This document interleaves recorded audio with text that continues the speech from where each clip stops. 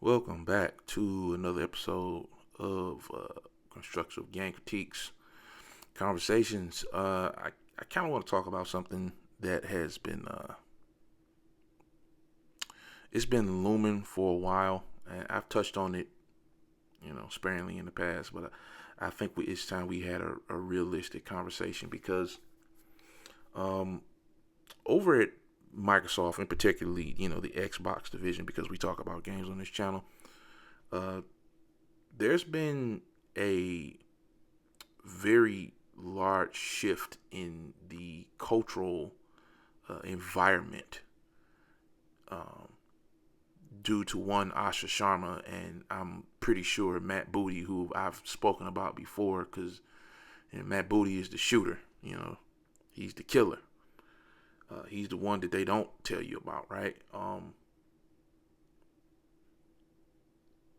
And everything from lowering the price of Game Pass to uh, changing how Xbox is spelled, all caps now, which is as minor and small as that comes off to people psychologically when it comes to like selling the idea of something and how big it is. That literally and metaphorically will change people's thought process of you. So it's actually a big deal.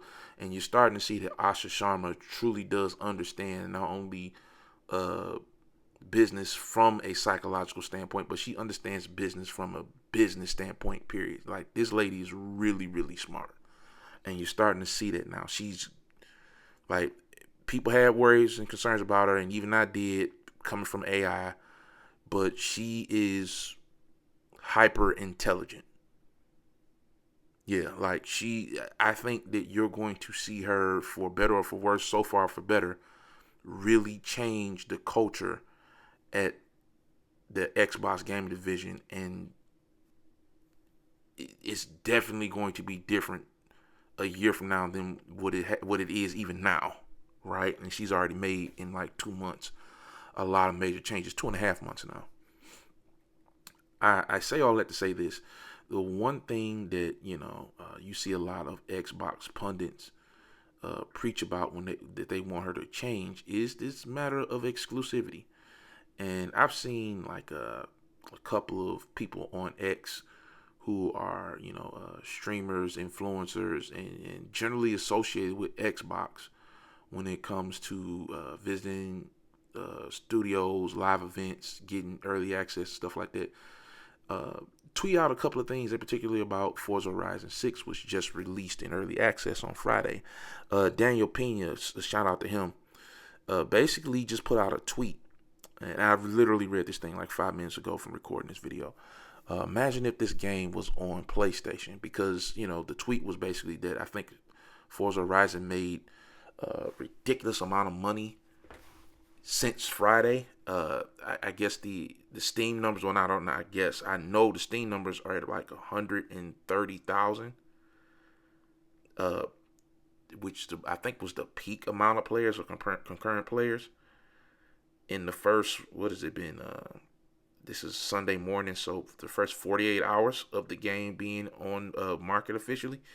And you have to remember, these are early access numbers, so people are paying $110, I believe, or maybe $89. I don't remember what the early access price is to play this game 5 days earlier than its actual release date, which is Tuesday, and that's pretty incredible, right? Those are especially on Steam, because PC players notoriously, they don't buy a lot of special editions. They actually are 10 toes down when it comes to not pre-ordering stuff a lot of times, or buying stuff at ridiculous, or what some would deem a ridiculous price. But they came out for Forza Horizon 6, and this thing is being universally loved. As a matter of fact, it's the highest rated game of the year so far on Metacritic and OpenCritic, I believe.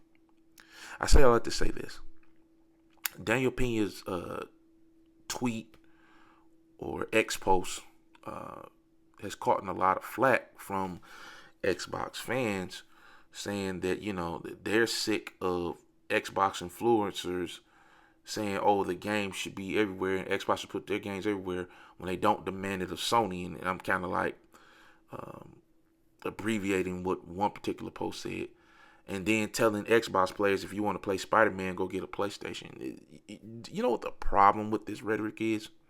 Because I'm one of the guys who's been like, not necessarily championing that Microsoft go multi-plat or put their games everywhere, but I champion the idea that if you want to make money that way, make money that way. The problem with the mentality of the Xbox player right now in this current moment, who is so damn hard stuck on the idea of Microsoft pulling these games back and only selling them to them. Do you realize what Xbox has been for the last 13 years?